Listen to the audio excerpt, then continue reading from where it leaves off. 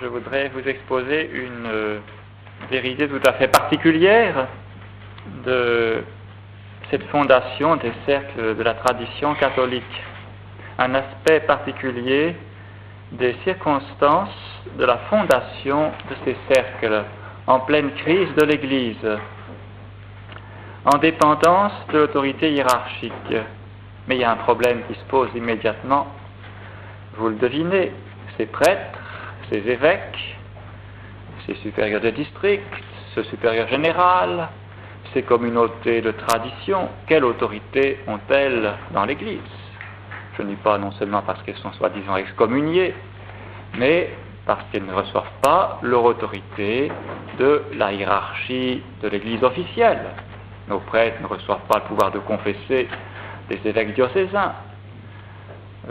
La fraternité Saint-Pédis n'a plus d'existence officielle. Les évêques de la fraternité, ou les évêques qui s'occupent, disons, de la tradition, n'ont pas reçu leur pouvoir du Saint-Père. Alors, de quel droit le clergé traditionnel peut-il exiger de nous une dépendance dans notre action catholique? Et c'est donc à cette objection que je vais répondre. Donc, voyez-vous, finalement, ce que je vais dire ne vous regarde pas, parce que vous avez compris, mais regarderait plutôt ceux qui n'ont pas compris et qui peut-être ne sont pas là aujourd'hui. Mais vous pourrez leur dire. Quelle est l'autorité du clergé catholique de tradition en situation de crise? Et spécialement leur autorité vis-à-vis des cercles de la tradition catholique. La thèse est la suivante, si je peux la résumer en quelques mots, avant de l'expliquer. Vos prêtres, car ce sont vos prêtres, vos évêques, vos paroisses de tradition, n'ont pas d'autorité ordinaire, mais une autorité extraordinaire, une autorité de suppléance.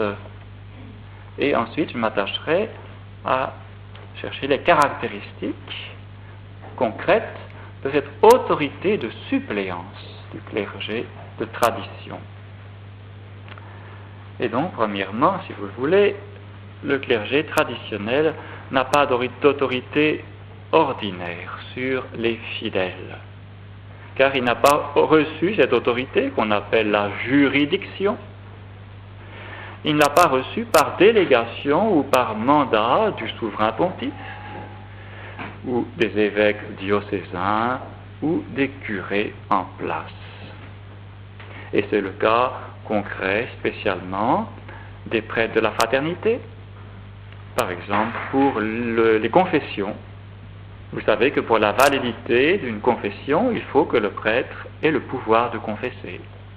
Et ce pouvoir, il le reçoit normalement de l'évêque. Or, il est bien évident que dans cette situation actuelle, c'est impossible. Alors, les confessions sont-elles invalides? Nous avons résolu cette question déjà depuis longtemps en la justifiant par le cas de nécessité des fidèles.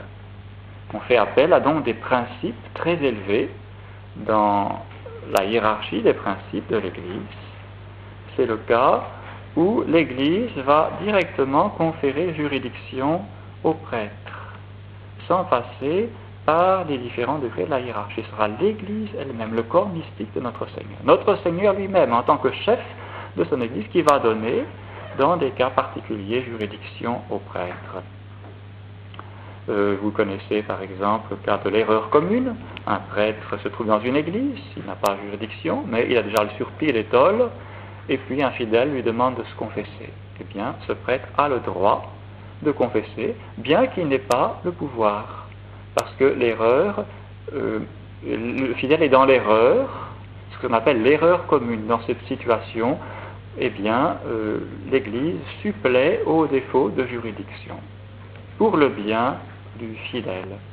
Ou encore, quand un prêtre ne sait plus très bien sur la juridiction, il y a un doute, eh bien, l'Église résout le doute en faveur de la juridiction. C'est le cas du doute, quand le prêtre doute de sa juridiction. De même, en cas de péril de mort, voilà un fidèle, n'est-ce pas, renversé par une voiture, eh bien, le prêtre va pouvoir écouter sa confession, bien qu'il n'ait pas la juridiction. Parce que, dans ce cas-là, l'Église ouvre grand, toute large, les portes de sa miséricorde et donne juridiction au prêtre. C'est l'Église elle-même, sans passer par la hiérarchie. Ces trois cas-là sont prévus par le droit canon. Et c'est le même principe dans les trois cas. Pour le bien des fidèles, pour le bien spirituel des fidèles, pour assurer au maximum les moyens de salut aux fidèles, alors on dit « ecclesia supplet ». L'Église supplée aux défauts de pouvoir du prêtre. Ou encore un autre principe du droit canon, une règle générale du droit canon, « salus animarum suprema lex ». La loi suprême, c'est le salut des âmes. Et en conséquence, l'Église supplée le défaut de juridiction. Donc ce n'est pas le bien du prêtre qui est en jeu. Ce n'est pas pour que le prêtre soit content d'avoir sa juridiction, de pouvoir confesser. C'est pas ça. C'est pour le bien des fidèles. C'est ça qui est important de bien saisir. C'est pour votre bien à vous que vos prêtres vont donc recevoir une juridiction suppléée. Pour le bon ordre, pour le bien commun de l'Église. Pas pour le bien personnel du prêtre. Pour le bien des fidèles. Dans ces trois cas, ecclesia supplet. Je vous ai parlé de la juridiction, du pouvoir du prêtre, qui est le pouvoir de gouvernement dans l'Église. Disons-en quelques mots. Est-ce que c'est quelque chose qui manque au prêtre une fois qu'il est ordonné prêtre, quelque chose qui manquerait à son caractère sacerdotal et que l'évêque diocésain ajoute, n'est-ce pas, par une parole, voilà, je te donne juridiction, toc, comme un coup de baguette magique, n'est-ce pas, la parole de l'évêque donnerait quelque chose en plus au prêtre. Ce n'est pas tout à fait cela, ça serait caricaturiser la juridiction. La juridiction, c'est le fait que l'évêque donne un troupeau à un prêtre, ou encore que le pape donne un troupeau à un évêque, en lui donnant son diocèse. La juridiction, c'est un pouvoir du supérieur sur son troupeau, du pasteur sur ses brebis. Voilà ce que c'est que le pouvoir de juridiction. Le pouvoir de paître les brebis. On distingue, vous le savez certainement, dans l'Église, le pouvoir d'ordre et le pouvoir de juridiction. Allez dans le monde entier, prêchez l'évangile, docete omnes gentes, enseignez à toutes les nations. Voilà, ça c'est le pouvoir de juridiction, enseigner. Ou encore, enseignez-leur à respecter tout ce que je vous ai commandé. Rappelez les commandements de Dieu, dirigez le troupeau. Ça c'est le pouvoir de juridiction. Et puis à côté, notre Seigneur donne à ses apôtres le pouvoir d'ordre, baptisez-les au nom du Père et du Fils et du Saint-Esprit. Ça c'est le pouvoir d'ordre, le pouvoir de sanctification, qui dépend directement du caractère du prêtre. Célébrer la messe, sanctifier les fidèles, pardonner les sacrements. Alors, il faut donc qu'en plus de son caractère sacerdotal, le prêtre ou l'évêque reçoive de son supérieur hiérarchique une portion du troupeau. C'est ce qu'on appelle le pouvoir de juridiction. Alors vous voyez, dans la situation de crise, il est clair que vos prêtres ne peuvent pas recevoir de leur supérieur dans l'Église, ou des évêques diocésains, ni même du pape, un troupeau particulier. Parce qu'on leur refuse cela. Donc il faut que ce troupeau, cette autorité sur un troupeau, leur soit donnée d'une autre manière, par une suppléance. C'est l'Église qui va donner au prêtre un pouvoir, comme le pouvoir du pasteur, sur son troupeau. Normalement, le pouvoir d'ordre, comme je vous le rappelais un peu ce matin, c'est le pouvoir d'organiser l'Église, de hiérarchiser l'Église, spécialement le pouvoir de l'évêque. Mais ce pouvoir d'ordre du prêtre ou de l'évêque appelle normalement le pouvoir de juridiction. C'est normal qu'un évêque ou qu'un prêtre ait un troupeau particulier pour exercer ce pouvoir d'ordre. Mais dans la situation actuelle, c'est justement le cas anormal où le pouvoir d'ordre est privé injustement du pouvoir de juridiction. Alors c'est dans ce cas-là où l'Église va suppléer miséricordieusement voyez, en faveur de votre bien, à vous, fidèles, au pouvoir de juridiction qui manquerait à vos prêtres. Donc il s'agit d'un pouvoir extraordinaire, un cas d'exception. Voilà. À une situation exceptionnelle répondent des pouvoirs exceptionnels. J'en ai dit un mot pour la confession, mais ça vaut pour toute l'amplitude du ministère sacerdotal. Il n'y a pas de raison de limiter ça à la confession. Et vous savez que la juridiction nécessaire au prêtre est quelquefois nécessaire pour la validité des sacrements, pour la confession et pour l'assistance au mariage. Le prêtre doit avoir juridiction, sinon le mariage est nul. Bien que les deux fidèles, le fiancé et la fiancée, soient les ministres du sacrement. Il y a l'Église a ajouté une condition supplémentaire à la validité. Il faut que le contrat, le consentement matrimonial soit contracté devant le témoin officiel de l'Église, qui est normalement le curé. Alors, il est évident que nos prêtres n'ont pas ce pouvoir de façon ordinaire. Et donc, ils devront le recevoir de façon extraordinaire par cette même suppléance de l'Église. D'autres fois, ça sera seulement, la juridiction sera nécessaire seulement pour la licéité, pour que l'acte posé par le prêtre soit licite, soit permis. Par exemple, pour prêcher. Un prêtre doit avoir le mandat pour prêcher. Ou encore un évêque pour confirmer dans un autre diocèse. Normalement, il doit avoir le mandat de l'évêque diocésain. Un prêtre pour ordonner des prêtres. Pardon, un évêque pour ordonner des prêtres. À plus forte raison pour sacrer d'autres évêques. Normalement, il faut juridiction. Pour sacrer, il faudra le mandat pontifical. Bien, c'est la même chose, c'est le même principe qui s'applique. Dans une situation exceptionnelle, l'Église va suppléer au défaut de juridiction du prêtre ou même de l'évêque qui sacre. Et plus la crise sera grave, plus il sera nécessaire justement de faire appel à un plus haut niveau à cette juridiction de suppléance. Et ce qui s'est passé il y a 3 ans, le 30 juin 88. Donc, voyez bien, chers amis, c'est le cas de nécessité des fidèles qui fait que les prêtres de tradition, ou même les évêques de tradition, jouissent de cette juridiction de suppléance vis-à-vis de vos besoins. Non seulement pour confesser validement, pour assister validement au mariage, mais pour tous les actes de leur ministère sacerdotal ou épiscopal. Pour les confessions, vous vous souvenez certainement que Monseigneur Lefebvre invoquait le danger de mort spirituelle des fidèles. Voilà, des malheureux fidèles qui n'ont pas de prêtre de doctrine sûre, qui doutent même quelquefois de la validité des confessions. Est-ce que ce prêtre a vraiment l'intention nécessaire pour absoudre validement? On peut en douter. Eh bien, si je ne veux pas me confesser, alors que je suis sans cesse exposé à tomber peut-être dans des péchés graves, qui sait, eh bien, je risque mon salut éternel. Je suis en danger de mort spirituelle. Eh bien, à ce moment-là, dans ce danger de mort spirituelle, l'Église supplée.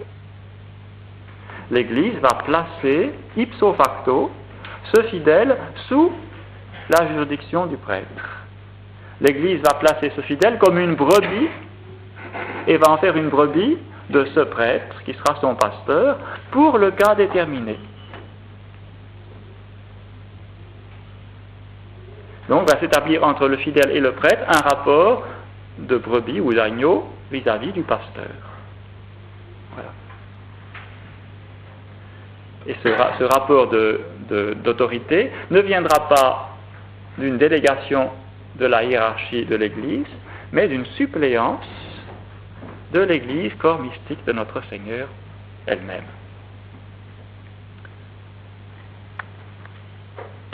Essayons de caractériser cette juridiction de suppléance. Quelles sont ses caractéristiques? D'abord, c'est une juridiction donc de suppléance, c'est sa définition elle-même. Il s'agit de suppléer au défaut de juridiction du prêtre ou de l'évêque. Ecclesia souplesse. Ce ne sera ni le pape ni la hiérarchie diocésaine qui donnera le troupeau, mais ce sera l'Église, ou encore notre Seigneur Jésus-Christ, tête de son corps mystique, qui va sanctionner, voyez, qui va déclarer, en somme, le cas de nécessité des fidèles. Le fait que vous êtes actuellement, si vous n'aviez pas le clergé de tradition, vous seriez, comme dit notre Seigneur dans l'Évangile, comme des brebis dispersées sans pasteur. J'ai pitié de cette foule, dit notre Seigneur, car ils sont comme des brebis sans pasteur. Voilà. Eh bien, c'est le cas actuel. S'il n'y avait pas le clergé de tradition.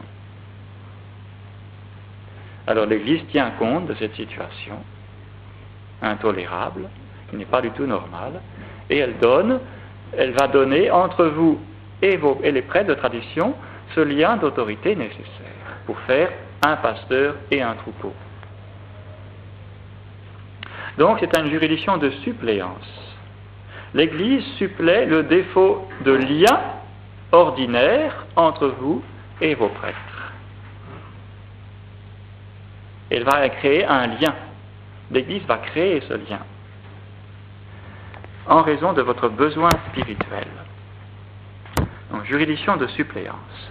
Deuxièmement, deuxième caractéristique de cette juridiction extraordinaire, c'est une juridiction personnelle et non pas territoriale.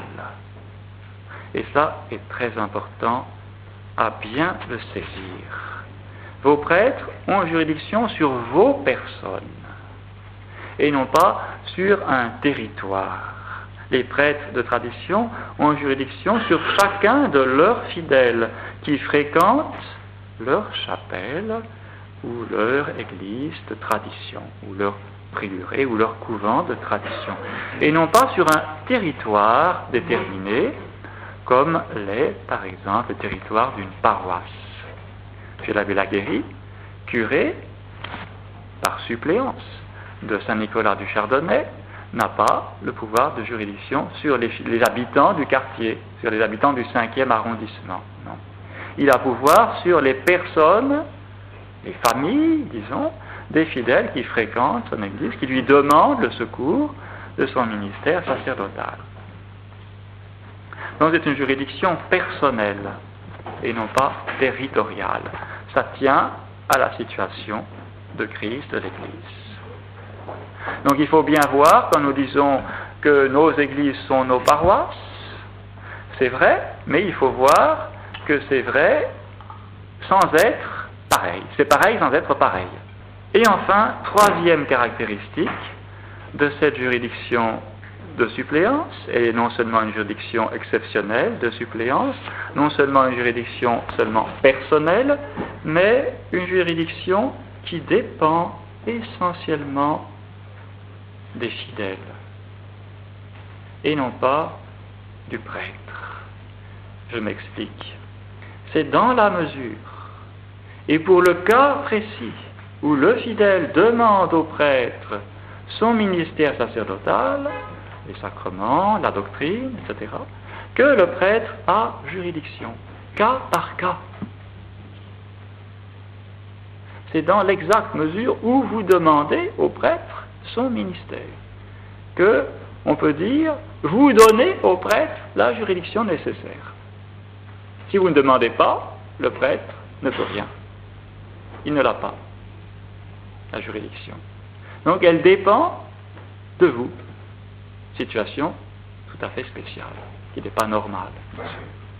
Normalement, un curé de paroisse peut rattraper une brebis peut-être un petit peu galeuse, je ne sais pas, et lui faire dire attention, reviens à l'église, etc. Il peut leur donner les munitions. Dans le cas précis, voyez, c'est différent. Il faut que la brebis vienne volontairement se soumettre à la juridiction du prêtre, lui demandant le secours de son ministère, de son autorité sacerdotale. C'est là la limite et la fragilité de l'organisation de nos paroisses de tradition. On ne peut pas le nier. Il faut faire œuvre de vérité. Il s'agit d'affirmer les principes, de connaître les principes. c'est la fragilité, la limite de l'organisation de nos paroisses de tradition. C'est-à-dire, c'est de la mesure exacte dans laquelle vous demandez au prêtre son ministère, c'est dans cette même mesure que dépend l'étendue, l'efficacité, le sérieux, le continu, l'amplitude de son pouvoir sur le troupeau, sur vous. Il est bien évident que si vous ne demandez rien à vos prêtres, ou peu de choses, le prêtre sera paralysé. Monseigneur Lefebvre a dit, et c'est parfaitement vrai, vos chapelles sont vos paroisses, considérez vos prieurés, vos chapelles comme vos paroisses, vous y êtes. Ne retournez plus dans vos paroisses d'autrefois, qui sont tombées aux mains des modernistes, considérez vos chapelles comme vos paroisses. Mais en disant cela, Monseigneur Lefebvre n'avait pas le droit d'usurper pour ses prêtres une juridiction ordinaire qu'ils n'ont pas.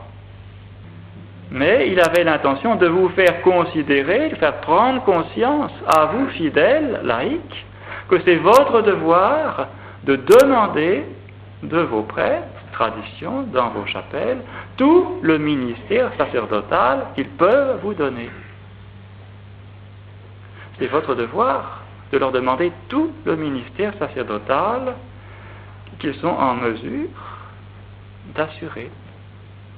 C'est votre devoir de vous confier totalement à vos prêtres de tradition, de ne pas seulement leur demander la messe, le baptême, le sermon, et puis c'est tout. Sinon, vous paralysez le prêtre. Il ne peut pas exercer son ministère sacerdotal dans toute son amplitude. Alors, quelles sont les conséquences de ce principe? Il me semble très important pour l'état d'esprit des fidèles. Autrefois, le curé n'avait qu'à donner un petit coup de baguette, n'est-ce pas? Et tout le monde obéissait à la baguette. On a pris cette habitude, c'était très bien en principe, n'est-ce pas? Le curé a parlé, ses paroles d'évangile, on ne doute pas, on obéit, voilà. Mais actuellement, évidemment, ce n'est plus le cas.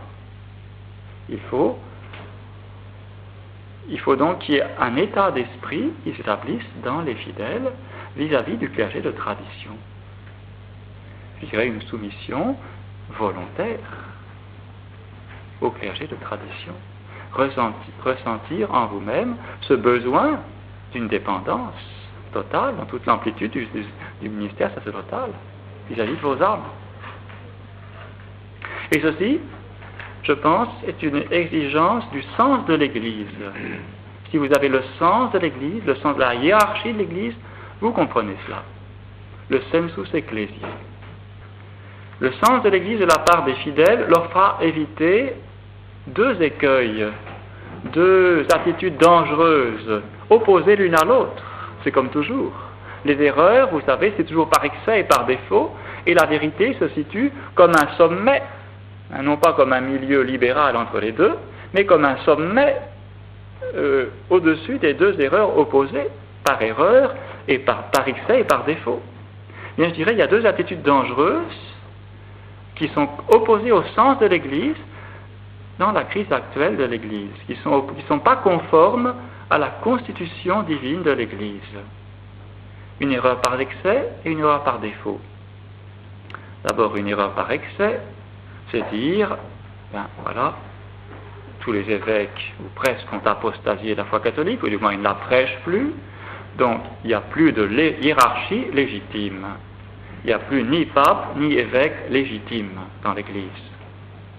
Et donc la vraie hiérarchie catholique, la seule, eh bien, c'est Monseigneur Lefebvre, les 4 évêques, les supérieurs de district, les prieurs, leurs vicaires. Voilà, ça c'est la hiérarchie de l'Église. C'est le clergé de tradition dans cette organisation hiérarchique apparente. Et bien, il faudrait du reste qu'un des 4 évêques soit élu pape. Oui. Comme ça, on compléterait l'apparence hiérarchique. Voilà. Et c'est ce que certaines sectes n'ont pas hésité à faire. Ils sont tombés sur cet écueil. Voyez. Alors, c'est faux, bien sûr.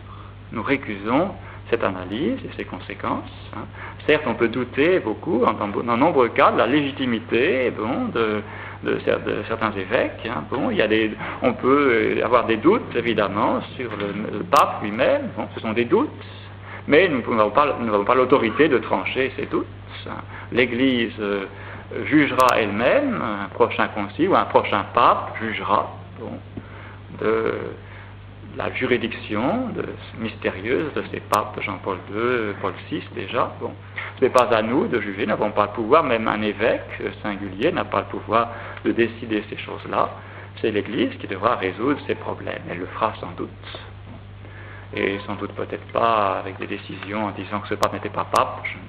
Je ne pense pas. Ça n'est jamais arrivé dans l'Église qu'on décide qu'un pape n'avait pas été pape. On dira que c'était un mauvais pape, qu'il avait professé des erreurs, des hérésies peut-être. Donc nous ne pouvons pas dire que la hiérarchie de l'Église catholique n'existe plus. Elle est défaillante en grande partie, mais on ne peut pas dire qu'elle n'existe plus. Nous ne pouvons pas dire cela. Et deuxièmement, nous ne pouvons pas non plus dire que la fraternité, puisque c'est d'elle surtout qu'il est question, étant donné qu'il y a des évêques, il y a des supérieurs, nous ne pouvons pas dire qu'elle est constituée en hiérarchie comme une hiérarchie de l'Église, avec un pape, des évêques, des curés, etc. Ce n'est pas la même chose. Ça ressemble, mais ce n'est pas la même chose. Et non. La hiérarchie de la fraternité, la seule hiérarchie, c'est une hiérarchie de suppléance.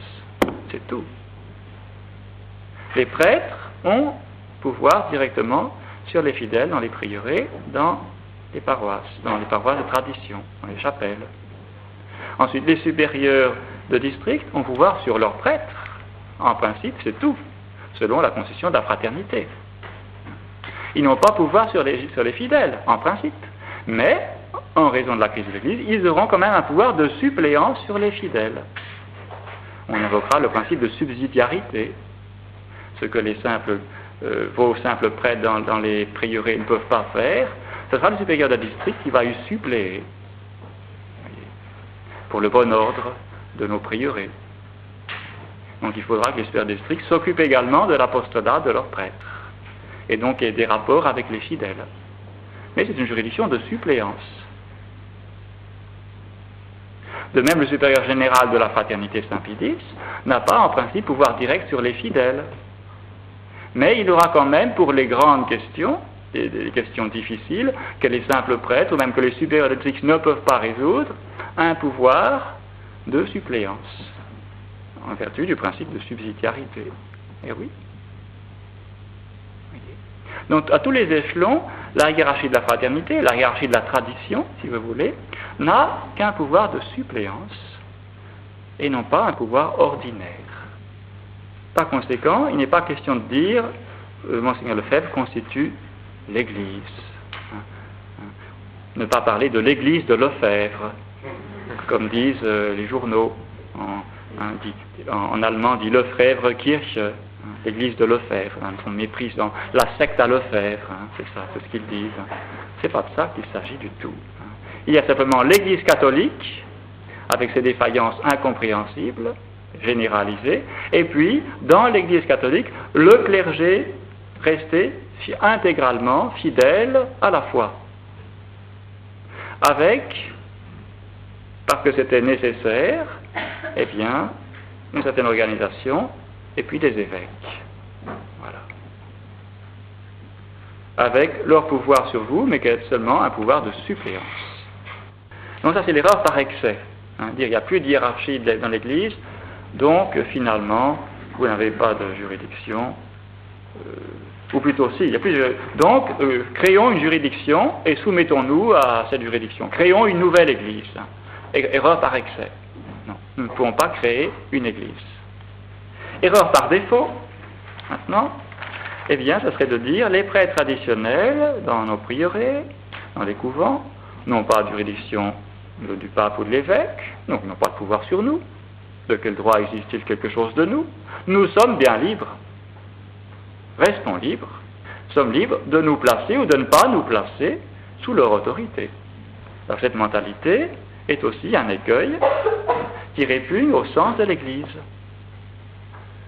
Ça serait profiter vraiment de la crise de l'Église, sous aspect de liberté. On est bien libre. Et c'est particulièrement dangereux pour l'apostolat des laïcs. Où c'est vrai, il y a une grande part de liberté dans l'apostolat des laïcs, parce que bien souvent, leurs tâches ne sont pas les tâches normales d'un prêtre, de faire rayonner l'ordre social chrétien dans la cité, bien sûr. Donc il y a une certaine part d'autonomie des laïcs dans leur action catholique, ça c'est vrai. Mais de se dispenser totalement de tout lien avec la hiérarchie, ce n'est pas le sens de l'Église. Et de dire cela à l'occasion de la crise de l'Église, parce que le clergé traditionnel n'a pas de pouvoir ordinaire sur nous. Ça serait vraiment manquer au sens de l'Église, que de tenir un raisonnement comme cela. Donc évitons ces deux écueils, par excès ou par défaut. Et donc, nous sommes, si vous voulez, dans une situation un peu paradoxale vis-à-vis de l'action catholique à l'heure actuelle. Il y a quelques décennies, la cité catholique, puis l'office, ont eu tant de mal à trouver l'appui du clergé. Ils cherchaient des évêques, et puis se soutenir, ils n'en trouvaient pas, sauf Monseigneur Lefebvre. Ils cherchaient des aumôniers, et puis Monseigneur le disait, attention, casse-cou, ne cherchez pas des aumôniers dans le clergé actuel, ils sont tous progressistes, ils vont tous vous torpiller. Non, développez-vous sans prêtre, puisque la situation est comme ça. Donc, vous voyez, ces fondateurs de la cité catholique, qui avaient l'esprit parfaitement catholique, en ont été réduits donc, à fonder une organisation d'action catholique, au sens strict, sans l'appui sacerdotal, en raison du défaut des prêtres. Et maintenant, leurs successeurs, ceux qui leur ont succédé, n'est-ce pas, il y a quelques mois, donc, eh bien, voudraient donc se priver de la dépendance du clergé, alors que maintenant, il y a un bon clergé. Maintenant qu'ils ont des prêtres, de bons prêtres, j'espère, des prêtres bien formés quand même. Bon, ils ne sont pas tous spécialisés dans toutes les questions sociales et politiques, c'est entendu, mais ils ont les grands principes. Et maintenant que vous avez un bon clergé, alors vous devriez vous priver du rayonnement sacerdotal sur votre action catholique. C'est un paradoxe. Sous prétexte que ces prêtres n'ont pas juridiction. Et ils ont une juridiction de suppléance. C'est à vous à faire appel à cette juridiction de suppléance. Je dirais donc bien au contraire, voyez, le sens de l'Église, ce sensus ecclesiae, doit persuader les fidèles laïcs de soumettre volontiers leurs activités apostoliques au clergé de tradition. Parce que c'est dans l'ordre. C'est le sens de la hiérarchie. Soumettre votre action catholique au conseil et à la haute direction de la hiérarchie de tradition. Pour reprendre les mots de Saint Pilice que M. Bonneterre vous citait hier et moi-même ce matin. C'est une dépendance vis-à-vis du conseil et de la haute direction du clergé. La hiérarchie, c'est-à-dire les évêques, et sous leur dépendance, les prêtres. Ça correspond à la constitution hiérarchique de l'Église. Et donc, il y a une nécessité pour que les fidèles comprennent bien cela d'autant plus que le clergé ne peut pas exiger strictement cette dépendance, puisqu'il n'a pas juridiction ordinaire sur les fidèles. Donc, vous voyez, je vais insister sur les nécessités morales de l'état d'esprit des fidèles, vous. Il y a une exigence morale spéciale liée à ce temps de crise. Cette situation d'exception, qui donne seulement une juridiction de suppléance aux prêtres, demande de la part du clergé, bien sûr, un peu de doigté, de prudence, de sagesse, qu'il ne peut pas exiger en strict droit. Donc le clergé devra comprendre les principes qui entrent en jeu. Mais cette situation exige spécialement de la part des fidèles de la vertu, tout simplement, de la vertu. Le sens hiérarchique, le sens du besoin où vous êtes d'un lien de dépendance vis-à-vis du clergé traditionnel dans toute l'amplitude du ministère sacerdotal, dans toute l'amplitude de votre action apostolique. Donc une soumission volontaire, d'autant plus volontaire que le clergé peut moins l'exiger. Je pense qu'on pourrait résumer mon propos dans cette petite phrase. Vous voyez, votre soumission, votre dépendance vis-à-vis du clergé, peut être d'autant plus volontaire que le clergé peut moins l'exiger. Donc ça demande une vertu morale de votre part. Et les récentes difficultés, les tensions si pénibles qui ont eu lieu, sont dues en grande partie à la méconnaissance de ces exigences morales extraordinaires vis-à-vis de la part des fidèles. Donc c'est à vous, bien chers fidèles catholiques, de réclamer, de rechercher cette dépendance bienfaisante et nécessaire dans vos cercles de tradition. Ça ne veut pas dire que le prêtre va tout faire. Non. Le prêtre sera, comme disait M. l'abbé Voltaire, le conseiller, le guide, le docteur, voilà. Pas nécessairement le chef, mais il restera dans son autorité spirituelle, mais il y aura ce lien de dépendance indispensable. Appliquons ces principes au cercle de la tradition catholique, très brièvement. Ce matin, j'essayais de résumer cette idée du pape Saint Pie X qui considère deux sortes d'œuvres d'apostolat des laïcs, directement la participation des laïcs au ministère sacerdotal, dans la mesure où c'est possible, l'enseignement de la jeunesse, les professeurs dans nos écoles, voilà. Ou encore l'éducation de la jeunesse, ou les mouvements proprement apostoliques, le MJCF, qui ont pour but de convertir des âmes. Il est évident qu'un tel mouvement a une dépendance essentielle vis-à-vis du clergé, et c'est par erreur, tout à fait d'une façon erronée, qu'on dirait qu'un tel mouvement comme le MJCF est un mouvement d'action catholique au sens large, qui a une dépendance très large du clergé, c'est une erreur. Dès lors qu'il s'agit de convertir des âmes, une dépendance intrinsèque vis-à-vis du clergé, ou encore le mouvement scout, par exemple, ou encore ce qui existait autrefois, la Legio Mariae, la Légion de Marie, qui avait pour but, par l'intercession de Notre-Dame, voyez, de convertir des âmes. Ça, donc, si vous voulez, c'est une participation au ministère sacerdotal de la part des laïcs, qui exige un mandat. Le prêtre donne un mandat aux laïcs d'exercer une part de son apostolat sacerdotal. Autre chose est l'action catholique au sens large, autre chose est l'action catholique, telle que la définit Saint Pie X, qui est une collaboration, non pas une participation, mais une collaboration à l'apostolat du prêtre pour faire diffuser la doctrine catholique dans la cité temporelle. Ça, c'est ce qu'on appelle l'action catholique, au sens strict. Et là, eh bien, il ne faut pas dire qu'une telle action catholique, parce que ce n'est pas le ministère du prêtre, est indépendante du prêtre, non. Saint Pie X, je vous le rappelais ce matin, disait qu'on ne peut nullement concevoir cette action catholique des fidèles d'une façon indépendante du conseil et de la haute direction de l'autorité ecclésiastique. J'espère ne pas avoir été trop confus. Et c'est une distinction intéressante. Le pape Pie XII reprendra cette distinction peut-être d'une façon plus souple en disant qu'il y a toute une gradation dans la dépendance des œuvres d'action catholique vis-à-vis de la hiérarchie. Plus une œuvre est une œuvre proprement sacerdotale, plus elle doit avoir une dépendance intime vis-à-vis du prêtre. Plus une œuvre sera proprement laïque, appartenant aux laïcs, plus le lien vis-à-vis du clergé pourra être un peu plus large.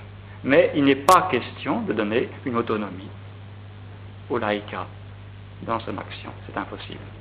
Ça répugne au sens catholique. sens de la hiérarchie de l'Église. Comme je vous le disais ce matin, tout est fondé sur les caractères des 3 sacrements à caractère.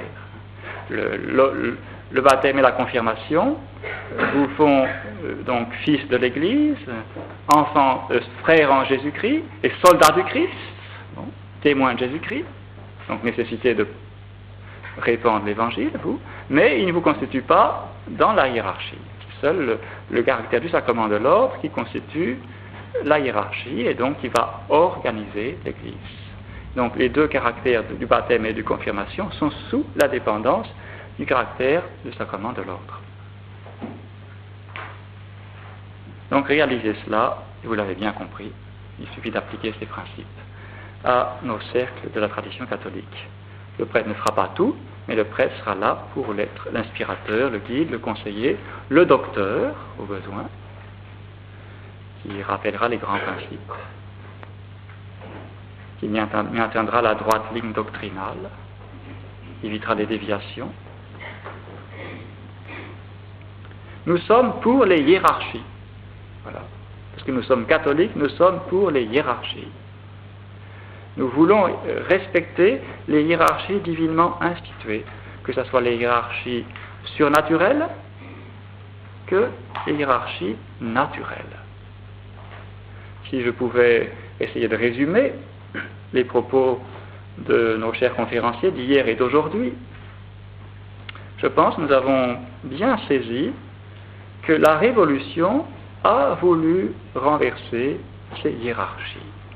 La Révolution, c'est le désordre. La cité catholique, c'est l'ordre. Alors, la Révolution a voulu renverser toutes les hiérarchies à tous les niveaux, en proclamant liberté, égalité, fraternité. Liberté, donc on est libre vis-à-vis d'une autorité. Égalité, donc il n'y a plus d'autorité. Fraternité, c'est pareil, nous sommes tous frères. Pas question d'un père et de fils, non? Vous voyez, donc ces 3 slogans de la Révolution suppriment toute hiérarchie. Nous avons énuméré au cours des diverses conférences d'hier et d'aujourd'hui une série de hiérarchies qui sont supprimées par la Révolution. Vous vous souvenez, la hiérarchie dans l'Église, évêques et prêtres, prêtres et fidèles. Avec le Concile Vatican II, on parlera du peuple de Dieu. Donc on va estomper le pouvoir hiérarchique dans l'Église. Par les collégialités, le Saint-Père, le Pape, va se priver de son autorité. Il va vouloir la partager avec les évêques. Les évêques voudront la partager entre eux, ne plus l'exercer personnellement sur leur diocèse, et même la partager avec leurs prêtres, avec le conseil presbytéral. Le curé va établir un conseil paroissial pour ne pas exercer son autorité personnelle. Donc à tous les niveaux, on ne veut plus dans l'Église de hiérarchie. On veut la démocratie. Alors nous luttons contre cela. Hiérarchie dans la société conjugale, donc mari et femme, on nous rappelait très bien hier qu'ils ne sont pas égaux. Ils sont égaux selon leur baptême, bien sûr, la confirmation, enfants de Dieu tous les deux, mais ils ne sont pas égaux, ils sont complémentaires. Il faut un chef, il faut une tête, il faut un cœur. Voilà. Il faut les deux. Alors nous sommes pour cette hiérarchie naturelle, voulue par Dieu, Theocratias. Mon Dieu l'a voulu comme ça. Hélas, l'encyclique Familiaris Consortio, on nous le disait, estompe et supprime cette hiérarchie. De même, hiérarchie des parents sur les enfants, dans la société familiale. Eh oui, actuellement, on veut que les parents deviennent les esclaves des enfants. Nous sommes contre cette révolution dans la famille. Autre hiérarchie, les hiérarchies entre les deux fins du mariage. Traditionnellement, la fin première du mariage, vous savez bien, c'est la procréation et l'éducation des enfants, et la fin secondaire, c'est seulement l'aide mutuelle entre les époux et le soulagement de la concupiscence. Bon, bien maintenant, on veut inverser les deux fins du mariage, mettre l'épanouissement des époux au-dessus de la procréation. On inverse. Et même l'épanouissement des époux, on en fait quelque chose de personnel, par ce faux personnalisme. Chaque époux recherche son épanouissement dans le mariage. C'est faux. C'est le contraire. C'est chaque époux qui cherche l'épanouissement de l'autre. Sinon, c'est l'égoïsme. L'aide mutuelle entre les époux. Voyez, on veut inverser toutes les hiérarchies.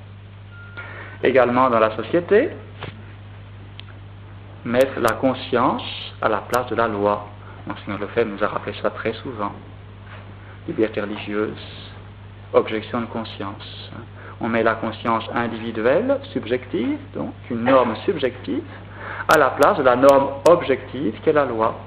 Et pourtant la conscience, elle est faite pour se soumettre à la loi. Ce n'est pas la conscience qui fait la loi. Ce n'est pas la volonté générale, nous rappelait-on ça hier, qui crée la loi. C'est la loi qui va polir la volonté d'un peuple, qui va la créer, qui va la faire. Enfin, autre hiérarchie bafouée par la Révolution, détruite par la Révolution, la liberté mise à la place de la foi. Et oui, la liberté de recherche proclamée aux dépens de la protection de la foi catholique. C'est la liberté religieuse. On exalte la liberté de recherche. Et on détruit toutes les barrières, toutes les protections de la foi catholique. Alors il est bien évident que cette cité, cette civilisation antichrétienne qui se construit sur cette inversion des hiérarchies mène l'humanité à la ruine. Alors nous ne sommes pas du tout de cet esprit, au contraire. Et nous estimons que l'échec guette toutes les œuvres qui n'observeraient pas, dans tous ces points, les hiérarchies divinement instituées par Dieu, dans l'ordre surnaturel comme dans l'ordre naturel. Le succès, les fruits de nos cercles de la tradition catholique viendra de ce qu'ils enseigneront.